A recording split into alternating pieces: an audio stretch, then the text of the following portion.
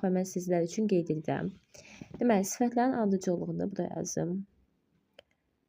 Dosa, komp. Açıqlamasını iyiləşdirəcəm. Deməli, D determiner, yəni təyin edici, O opinion, S isə S2S, shape və size. Daha sonra H, K.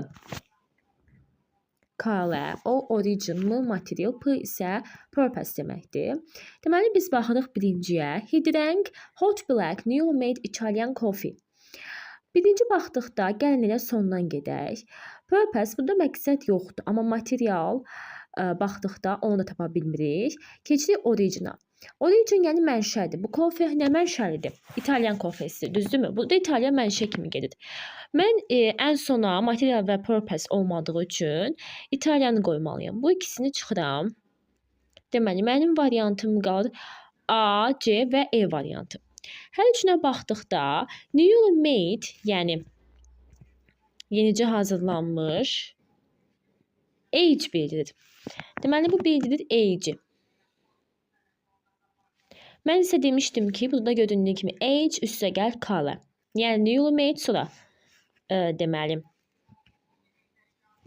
black olacaq. Ona görə bu gedir. Newly made daha sonra isə color olacaq. Deməli C-yə baxdıqda hot opinion bildirir. Hot əvvəldə olmalı idi. Buna görə də C-də olmur. Və mənim düzgün cavabım qalır. Bir dəqiqə qeyd edeyim. E variantı. Bəli, düzgün cavabımız olacaq E variantı. Dedilər hot, newly made, black Italian coffee. O isti, yenicə hazırlanmış tünd İtalyan kofesi içdi. Burada hot opinion göstərir. Gəlin işarə eləyək. Deməli, burada hot opinion göstərir. Newly made bizə göstərir age. Black bizə göstərir color-ni. İtalyan isə bizə göstərir origin. Məncə hər kəs üçün aydın oldu.